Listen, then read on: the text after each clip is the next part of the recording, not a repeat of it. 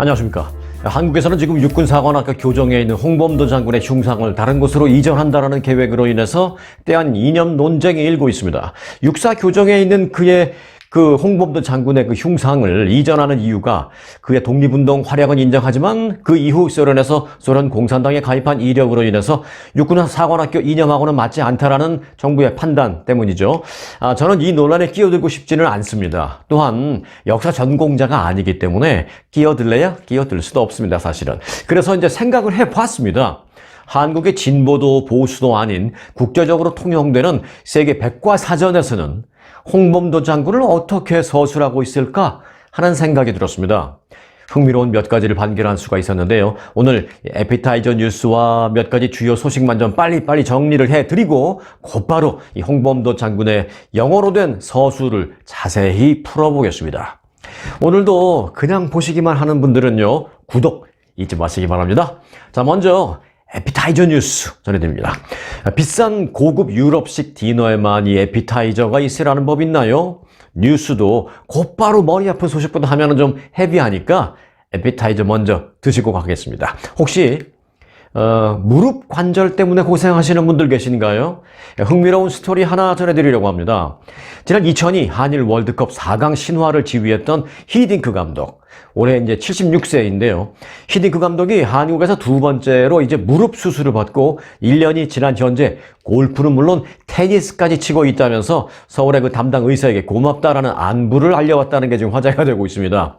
히딩크 감독이 두 차례 무릎 수술을 맡긴 의사는요, 강남의 제이모라는 이 병원인데요. 그곳에 이 송모 원장이 이제 수술을 집도했는데, 히딩크 감독은 최근 그 송 원장에게 자신이 테니스와 골프를 치는 영상까지 보내면서 이제는 어떤 운동을 해도 아무런 문제가 없습니다 라면서 감사를 표시했습니다. 영상 속에서 히딩크 감독은요, 골프 이 드라이버를 들고 티에 올려놓고 이제 골프공을 시원하게 풀스윙으로 치고, 또 테니스 코트에서는 라켓도 문제없이 휘두르는 그런 모습을 보여줬습니다. 히딩크 감독은 옆으로 내딛는 걸음까지도 매우 안정적입니다. 10월에는 축구공도 한번 차도 될까요? 라면서 이 송 원장에게 묻기도 했습니다. 히딩크 감독은 지난 2001년 2월, 그러니까 2002년 월드컵이 있기 전해죠. 이 한국 팀을 그때부터 이제 훈련시키던 당시, 사실은 이제 그 전에 수술을 받았었던 오른쪽 무릎의 관절염 증세 때문에 고생을 하고 있었다라고 합니다. 그때도. 그리고 이제 월드컵이 끝나고 난 한참 뒤인 지난 2014년에 한국을 방문해서 이 송 원장으로부터 제대혈 줄기세포 이식 수술을 받았다라고 합니다. 성공적으로 받았고, 그리고 이제 다시 열정적으로 축구 지도자로서 계속 활동을 했습니다. 무릎 관절 수술, 한국에서는요, 줄기세포 이식술이라는 치료가 이미 대세인 상황입니다.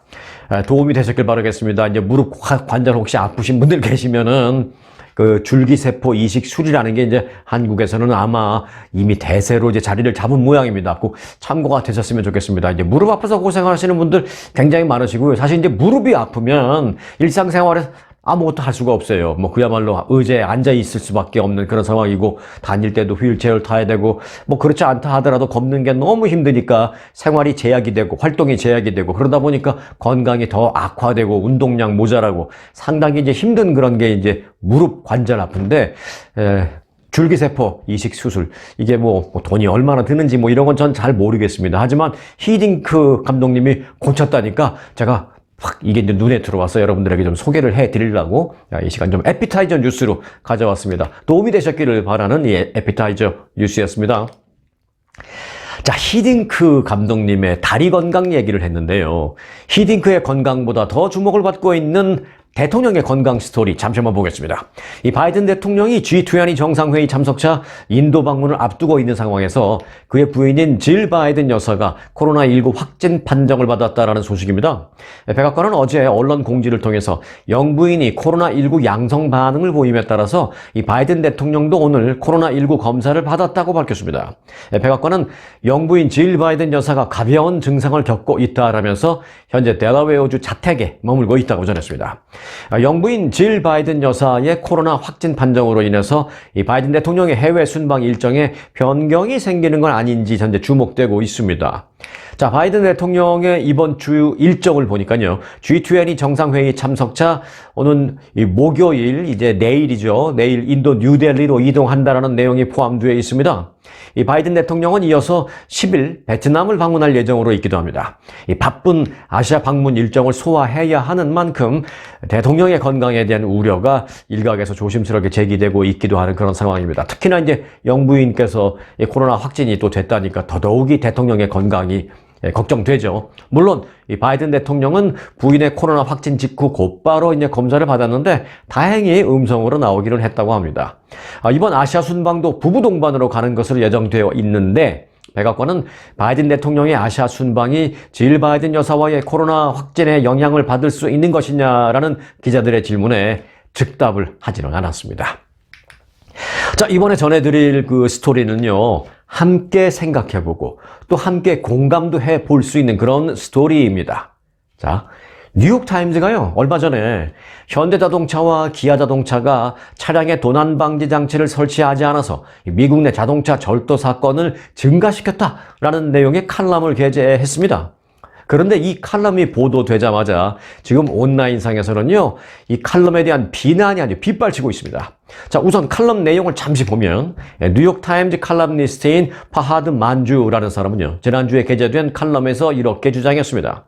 최근 미국 내 37개 도시에서 발생한 범죄 발생 건수를 분석한 결과 올해 상반기 자동차 절도 건수가 지난해보다 평균 33.5% 더 높았다라면서 그 이유는 현대와 기아차가 도난당하기 쉽기 때문이다 라고 주장을 했습니다.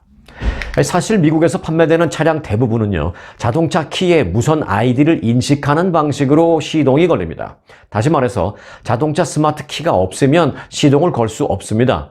하지만 이 도난 방지 장치의 설치가 사실 의무는 아닙니다. 그러다 보니까 현대나 기아차의 대중적인 그 모델은 이를 설치하지 않는 경우가 많이 있습니다.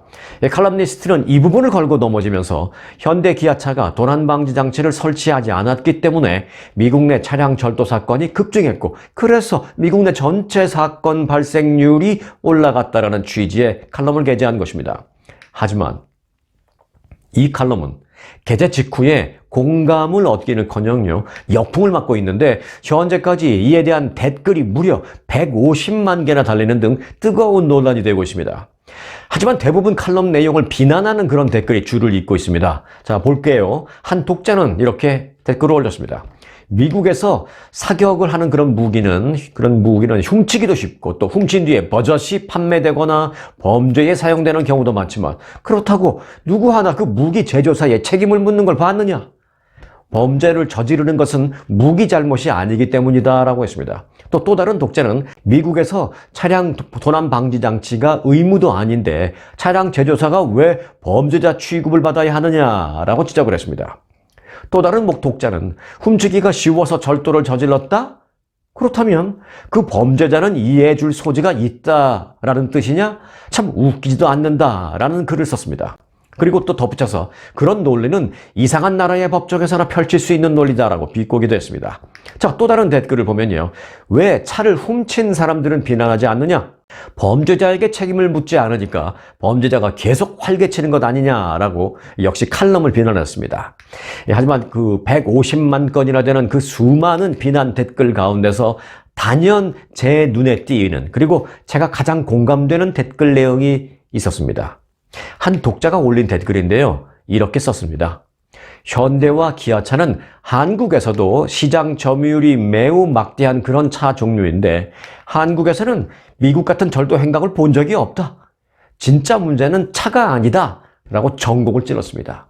그리고 또 다른 독자도 날카로운 한마디를 남겼는데 그는 그렇다면 모든 차량 제조사들은 범죄율이 높은 미국을 특별히 고려해서 미국용 자동차는 따로 만들어야 된다는 것이냐? 얼토당토하는 칼럼 내용이다 라는 등의 반응을 보였습니다.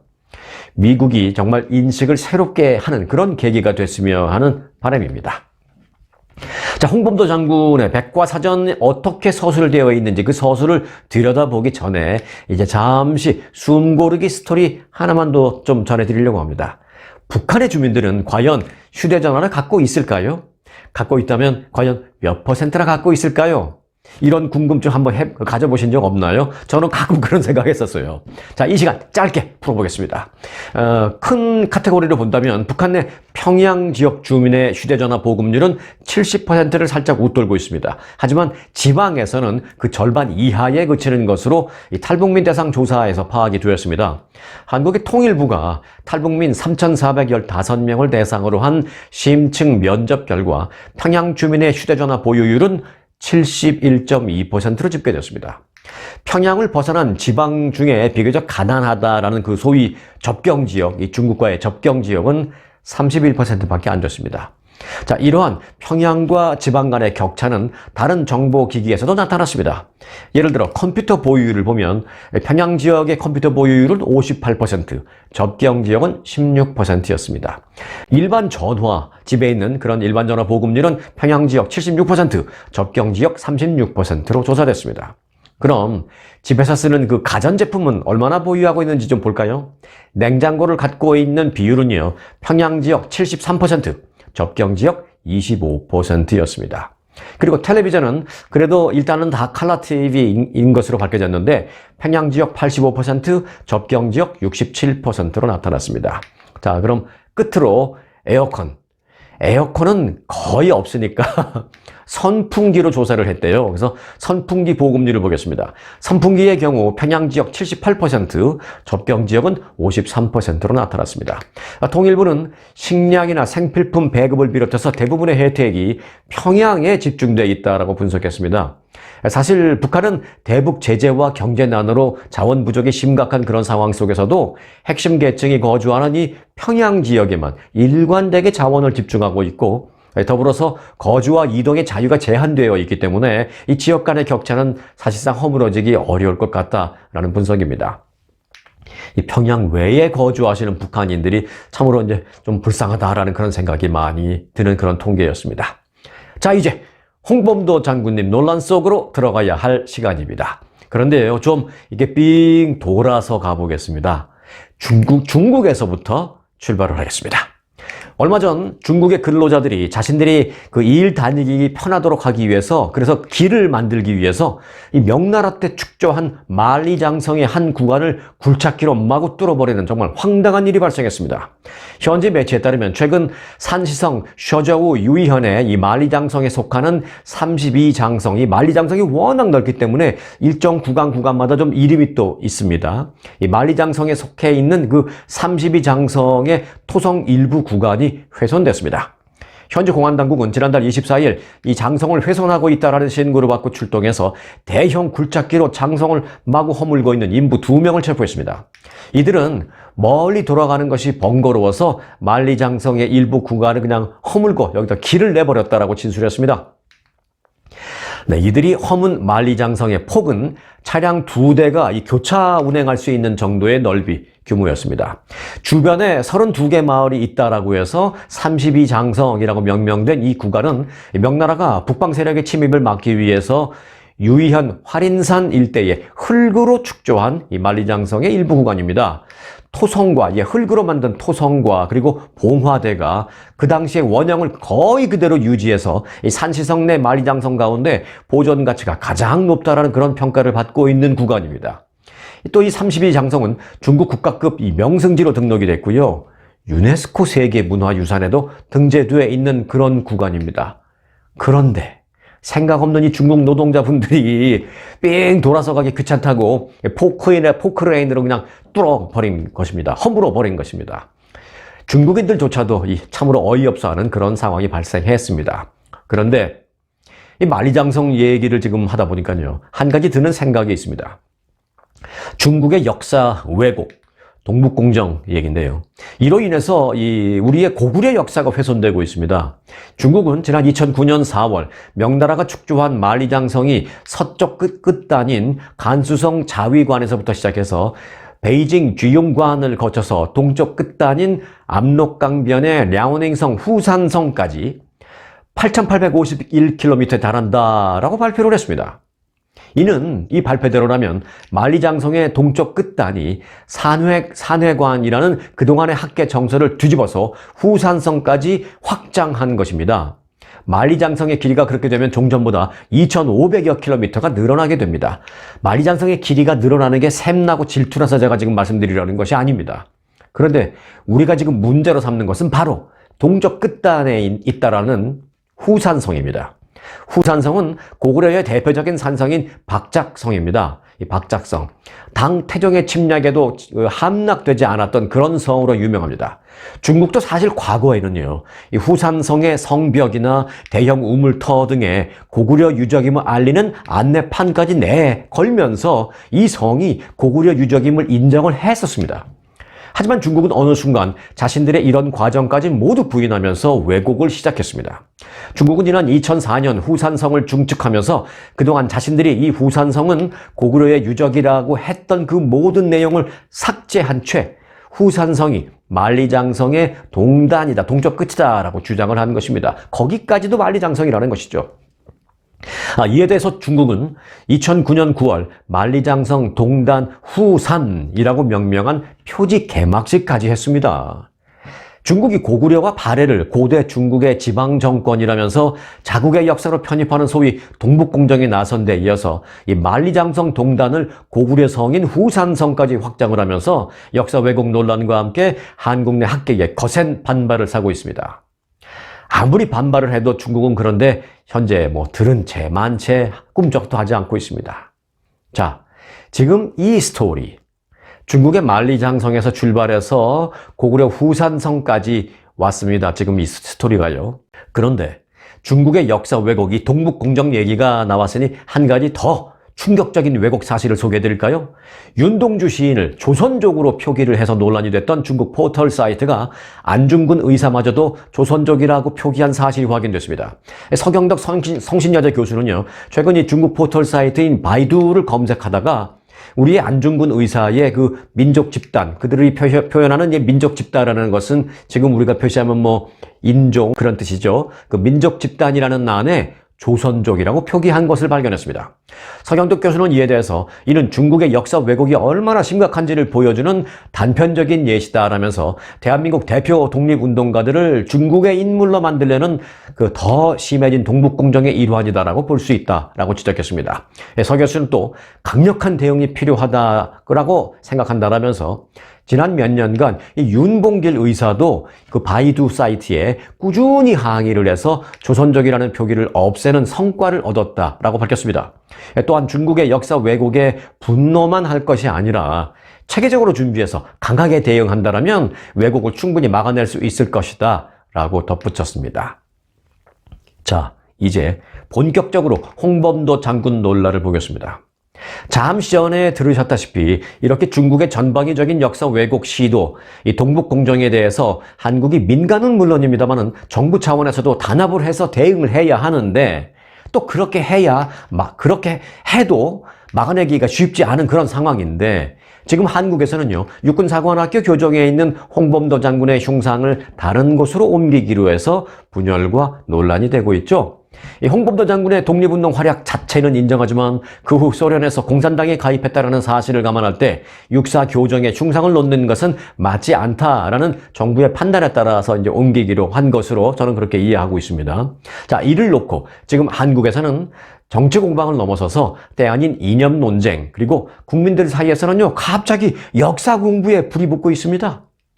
그런데 미리 말씀드립니다만은 저는 역사 전공자가 아니기 때문에 이 사람은 이렇게 말하고 또 저 사람은 저렇게 말하고 하는 데에 거기에 그냥 끌려다니기가 싫어서 가장 쉬운 방법, 그냥 국제 인터넷 백과사전인 위키피디아에 영어로 홍범도를 쳐서 검색해 봤습니다. 쉽게 표현한다면 그냥 구글에 들어가서 영어로 홍범도를 검색했더니 관련된 사이트가 쫙 나오는데 그 중에 맨 위에 있는 게 이제 국제 인터넷 백과사전이잖아요. 위키피디아. 맨 위에 있는 게 이제 위키피디아에서 그걸 들어갔습니다. 국제사전 위키피디아에는 뭐라고 정의가 되어 있는지 궁금했었습니다. 검색을 해보니까요, 이 홍범도 장군의 출생부터 봉오동 전투 등 혁혁한 독립운동까지 많은 설명이 되어 있었습니다. 하지만 지금 이제 한국에서 논란이 되고 있는 부분은 바로 이 독립전쟁을 치룬 후에 일본군을 피해서 소련으로 들어가서의 그때부터의 또 그 이후의 생활 그 부분이잖아요. 그래서 그 홍범도 장군의 서술되어 있는 여러 가지 내용이 좀 이게 구분이 되어 있는데 그 중간쯤에 가면 구분되어 있는 가운데 이런 게 있습니다. Life in Soviet Union이라는 그 파트가 있습니다. 그 파트만 따로 봤습니다. 이렇게 서술이 되어 있는데요. 중간쯤부터 보면 이런 내용이 있습니다.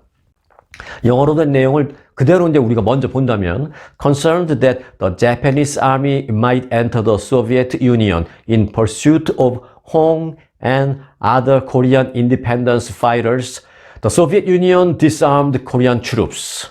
그러니까 그대로 직역하자면 소련은 홍 장군과 한국 독립군을 잡겠다고 일본군이 소련 안으로 쫓아 들어오는 걸 꺼려해서 소련 내에, 그러니까 이제 소련 내에 코리안 트룹스, 즉 한국군을 무장 해제시켰다라고 적혀 있습니다. 뭐 여기 이런 부분은 뭐 이미 다 많이 아실 거예요. 요즘 홍범도 장군 논쟁 때문에 갑자기 한국 국민들 역사 공부 많이 하잖아요. 그래서 이런 부분은 뭐 다 아실 겁니다. 우리가 아는 그런 부분이 이제 적혀 있습니다. 그리고 이어서 다음 부분으로 좀 넘어가 볼까요?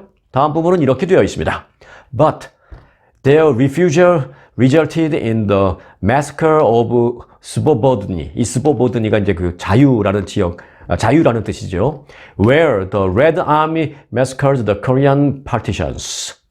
이어지는 설명은 이렇습니다. 하지만 즉 소련이 한국 독립군을 무장 해제시키려 했지만 이들이 거부하는 그 과정에서 코리안 파티션에 대한 소련군의 학살이 스보보드니 즉 자유시에서 있었다라는 뜻입니다. 이 스보보드니라는 게 한국말로 하면 자유라는 뜻입니다. 그 지역에서 이제 이런 게 있었다. 자유시 참변하는 게 이거죠. 여기까지도 다 아시는 내용일 겁니다. 자, 여기서 또 하나 주목할 것이요. 한국 독립군을 코리안 파티션이라고 표현한 겁니다. 파티션을 오래전에 그 한국에서는요, 파티션을 한국말로 자꾸 발음하다가 파티션 하다가 파티션 하다가 빨치산이라고 발음을 했잖아요. 그래서 이제 정확한 뜻을 위키피디아에서 찾아보니까 그럼 파티션이라는 걸 위키피디아에서는 또 객관적으로 어떻게 표현하고 있는지 어떻게 설명되어 있는지도 궁금했습니다. 보니까 위키피디아에는 paramilitary forces라고 되어 있었습니다. 즉 준군사 조직이라고 표현했습니다. 어디에도 무슨 뭐 커뮤니스트 이런 말은 없어요. 자, 그때 나라가 없었으니까 일종의 비정규군이라는 뜻으로 위키피디아에는 표현한 것이라고 생각이 됩니다. 자, 그리고 그 다음을 더 볼 필요가 있습니다. 그 다음에는 이렇게 되어 있습니다. And the loss of weapons and safe areas for Hong and his forces resulted in the collapse of the Korean Independence Army. 여기서는 또 코리안 인디펜던스 아미라고 표현을 했네요. 한국 독립군이라고. 아무튼 이어지는 이 설명은 그래서 이제 홍범도와 그의 군대는 무기와 안전한 장소를 잃어버리게 됐고 그 결과로 한국 독립군은 붕괴되었다라고 설명하고 있습니다. 사실 붕괴되었다라는 표현이 정확하다라고 생각하기 좀 어렵긴 해요. 사실 그 이후에도요, 독립군의 활동이 수없이 이어져 있었다는 것이 역사적으로 많은 기록들이 있기 때문에 그때 그 자유시 참변 이후에 한국 독립군이 완전히 붕괴됐다라고 표현을 해도 되는 건지는 조금 의문이긴 합니다만은 이건 진짜 역사 학자분들이 할 일이고 저는 그저 위키피디아에서 서술되어 있는 내용을 지금 그대로 직역을 해드리는 그런 역할만 하겠습니다. 자, 그리고 이 위키피디아에는 마지막으로 한 줄 더 덧붙여져 있습니다. 뭐라고 되어 있느냐? Hong, still hoping to oppose the Japanese in Korea, chose to join the Red Army. 더 중요한 부분인 것 같네요. 이 부분이 아주 중요한 부분입니다. 마지막 이 문장 이렇게 되어 있습니다. 홍범도는 그러나 여전히 한국 내에 있는 일본에 맞서려는 희망을 품고 레드 아미에 합류하기를 선택했다라고 설명이 되어 있습니다. 바로 이 장면 때문에 레드 아미에 조인했다라는 이 장면 때문에 지금 논란이 되고 있는 것 같습니다. 잠시 참고로 이 위키피디아에서 설명하는 그 레드 아미를 부연 설명드리자면 당시 그 볼셰비키 혁명에 성공한 러시아군은 이거는 제가 역사를 공부했다고 설명드리는 게 아니라 이제 위키피디아에 되어 있는 내용을 영어로 또 다 하면 너무 시간 걸리니까 위키피디아에 되어 있는 설명을 그냥 번역해서 설명을 드리는 겁니다. 당시 볼셰비키 혁명에 성공한 러시아군은 레드 아미, 즉 적색군이었고요. 그때 패한 군은 백색군이었는데 이 백색군은 패한 직후에 일본군과 힘을 합치고 있었다라고 되어 있습니다. 그러니까 홍범도 장군이 일본군과 함께 하고 있는 그 백색군과 힘을 합칠 수는 없는 것이고 반대로 이제 적세군, 즉 소련의 그 레드 아미라는 쪽과 힘을 합친다면 일본군을 물리치는데 도움을 받을 수도 있다라는 판단을 했을 것이다라는 거는 당연하게 유추해 볼 수 있는 것입니다. 자, 아무튼 지금 한국에서 치열하게 논란이 되고 있는 게 바로 이 부분이죠. 위키피디아도 홍범도 장군이 레드 아미, 즉 소련 군대, 나아가 소련 공산당에 조인했다라고 서술을 하고 있네요. 그런데 이제 그 앞에 되어 있는 그 설명이 눈에 띕니다. 다시 한번 그 설명을 우리가 그 복기를 해 본다면 이렇죠. still hoping to oppose the Japanese in Korea. 홍범도 장군은 여전히 한국 내에 있는 일본과 맞서길 희망을 했다. 그래서 chose to join the Red Army. 그래서 레드 아미에 가입했다. 라는 설명이 되어 있습니다. 홍범도는 여전히 한국 내에 있는 일본과 맞서기 위해서 레드 아미에 가입했다라는 게 위키피디아의 설명이었네요. 홍 장군의 소련 공산당 가입과 관련해서 한국 내 일각에서는 사상적인 전향이라 이라고 그런 견해도 물론 있고요. 또 일각에서는 그때 소련에 있던 한국 사람들은 다 그랬었다. 그게 이념 때문만은 아니다라는 견해도 있고요. 또 일각에서는 소련에 살게 됐으니까 식량도 타고 하면서 이 먹고 살려면 그래야 했을 것이다라는 그런 견해도 있습니다. 위키피디아는 일본과 여전히 맞서기 위해 소련에 가입했다라는 식으로 그런데 서술을 하고 있다라는 것을 오늘 알게 됐습니다. 참 이제 어려운 게요. 같은 역사적인 사실을 놓고도 어떤 시각으로 바라보느냐에 따라서 참으로 극과 극으로 해석이 나뉠 수도 있다라는 점입니다. 말씀드렸다시피 저는 역사 전공자가 아니기 때문에 마음대로 제가 판단하지 않으려고 합니다. 하지만 분명한 것은 이번에 논란이 만일 어느 순간에 이제 논란을 계속하다가 어느 순간에 이 논란이 좀 결론을 좀 맺어서 종지부를 찍게 되는 그런 어느 날이 된다라면 어떤 결론으로 종지부를 찍게 되는지 그 결론에 따라서 어쩌면 위키피디아에 정정 요청을 해야 할지도 모르겠습니다. 만일 이번에 한국에서 홍범도 장군이 한국 내 일본군과 여전히 맞서기 위해 가입한 그런 위키피디아에 지금 되어 있는 그런 설명처럼이 아니라 예를 들면 단순히 먹고 살기 위해서 가입했다라는 식으로 만일 결론이 내려진다면 He chose to join the Red Army for a living. 홍범도는 먹고 살기 위해 공산당에 가입했다라고 정정해달라고 요청을 해야 할지도 모르겠습니다. 또 아니면 사상적인 전향으로 소련 공산당에 가입을 했다라고 만일 그렇게 결론이 나서 정리가 그렇게 된다면 위키피디아에게도 정정해달라고 요청을 해야 할지도 모르겠습니다. He joined the Red Army because he liked the Communist Party. 그는 공산당이 좋아서 가입했다. 이렇게 정확하게 서술해달라고 정정 요청을 해야 할지도 모르겠습니다. 위키피디아에 어떤 내용으로 실리는 게 좋을지 그 판단은 각자의 몫입니다. 네. 오늘 가벼운 스토리로 웜업하면서 결국에는 아주 무거운 주제로 영상을 마치게 됐습니다. 늘 그렇듯이 제가 결론을 드리지 못해서 죄송합니다만 저는 앞으로도 그럴 것입니다. 여러분들이 판단하실 수 있는 자료만 드리는 그런 역할 부족해서 저는 거기까지만 할 것입니다. far right나 far left의 목소리를 내면 일정 부분 공감하는 사람들을 빠르게 쉽게 모을 수가 있다는 것 저도 압니다. 하지만 객관성을 유지하면서도 공감을 얻을 수 있는 그런 세상을 꿈꿔봅니다. 영상 도움이 되셨길 바랍니다. 스토리가 있는 뉴스, 스토리 뉴스, 송앵커의 스토리 뉴스 마칩니다. 고맙습니다.